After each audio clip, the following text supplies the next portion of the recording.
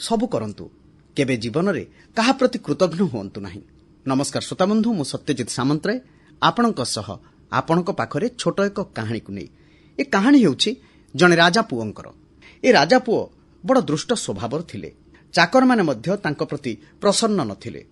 ନଦୀରେ ଗାଧୋଇବା ସମୟରେ ଥରେ ତାଙ୍କର ଗୋଡ଼ ଖସିଗଲା, ଆଉ ସେ ଭାସିଗଲେ।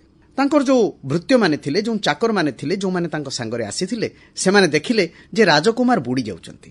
ଯେହେତୁ ରାଜକୁମାର ତାଙ୍କ ଜୀବନ ଭିତରେ କେବେ କାହାକୁ ସାହାଯ୍ୟ କରନ୍ତିନି, ସବୁବେଳେ ଗାଳିଗୁଲଜ କରନ୍ତି, ତେଣୁ ସେମାନେ ଆଉ ତାଙ୍କୁ ସାହାଯ୍ୟ କରିବାକୁ ନ ଆଗେଇ ମୁହଁ ମୋଡ଼ି ଚାଲିଗଲେ। ସୌଭାଗ୍ୟବଶତଃ ଗୋଟିଏ କାଠଖଣ୍ଡ ଉପର ପଟରୁ ଭାସି ଭାସି ଆସୁଥିଲା।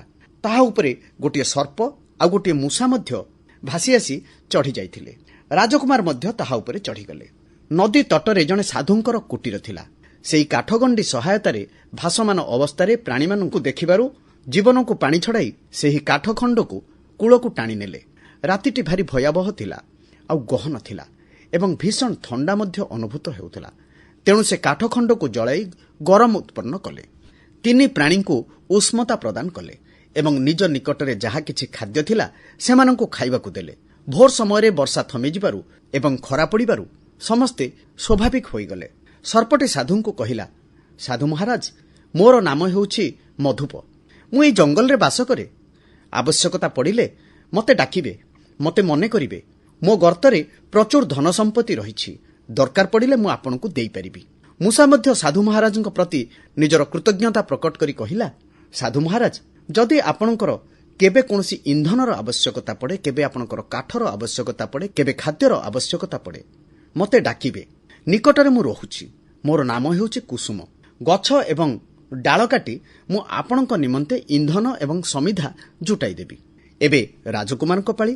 ରାଜକୁମାର କିନ୍ତୁ ସ୍ୱଭାବରେ ତ କଠୋର ଥିଲେ। ତେଣୁ ସେ କଠୋର ଭାଷାରେ କହିଲେ, ତୁମେ ମୋତେ ଉଚିତ ସମ୍ମାନ ଦେଇନାହଁ, ତେଣୁ ମୁଁ ଏହାର ପ୍ରତିଶୋଧ ନିଶ୍ଚୟ ନେବି। ଘରେ ପହଞ୍ଚିବା କ୍ଷଣି ସେ ଭୃତ୍ୟମାନଙ୍କୁ ପଠାଇଲେ ଏବଂ ସେମାନଙ୍କୁ ସାଧୁଙ୍କର କୁଟୀରକୁ ଭାଙ୍ଗିଦେବା ପାଇଁ କହିଲେ। ସାଧୁଙ୍କୁ ଅନ୍ୟତ୍ର ନିଜର କୁଟୀର ନିର୍ମାଣ କରିବାକୁ ପଡ଼ିଲା। ସେ ଚିନ୍ତା କରୁଥିଲେ, କୃତଘ୍ନ ମଣିଷ ତୁଳନାରେ ସାପ ଆଉ ମୂଷା କେତେ ଉତ୍ତମ ସତରେ। ମନୁଷ୍ୟମାନଙ୍କର ଦୃଷ୍ଟତା ସମ୍ମୁଖରେ ଜୀବଜନ୍ତୁମାନଙ୍କର ବର୍ବରତା ମଧ୍ୟ ବେଳେବେଳେ ଛୋଟ ପଡ଼ିଯାଇଥାଏ। ଏପରି ଦୃଷ୍ଟ ଆଚରଣ ବିଶିଷ୍ଟ ବ୍ୟକ୍ତିମାନଙ୍କଠାରୁ ଆମକୁ ଦୂରକୁ ରହିବାକୁ ପଡ଼େ। ଶ୍ରୋତାବନ୍ଧୁ, ଆମେ ମଧ୍ୟ ଅନେକ ସମୟରେ ଏଭଳି ପରିସ୍ଥିତି ଦେଇ ଗତି କରୁଥାନ୍ତି। ଅନେକ ସମୟରେ ଆମେ ଯେଉଁମାନଙ୍କୁ ସାହାଯ୍ୟ କରିଥାନ୍ତି, ଯେଉଁମାନଙ୍କୁ ସହଯୋଗ କରିଥାନ୍ତି, ସେମାନେ ଆମ ଦରକାର ବେଳେ ବା ଆମକୁ ସେମାନେ ଧୋକା ଦେଇଥାନ୍ତି। କିନ୍ତୁ ଏଥିରେ ଭାଙ୍ଗି ପଡ଼ିବାର କିଛି ନାହିଁ।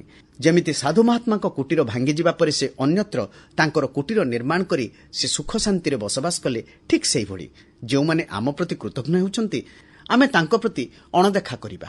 ଆମେ ନିଜର ବାଟ ନିଜେ ଖୋଜିବା, ଆଉ ଲୋକମାନଙ୍କର ଭଲ ପାଇବା ସହ, ଗୁରୁ ଗୁରୁଜନଙ୍କ ଆଶୀର୍ବାଦ ସହ କରି ଦେଖାଇବା ଏପରି କିଛି କି ଦୁନିଆ କରିବ ଆମକୁ ଦେଖି।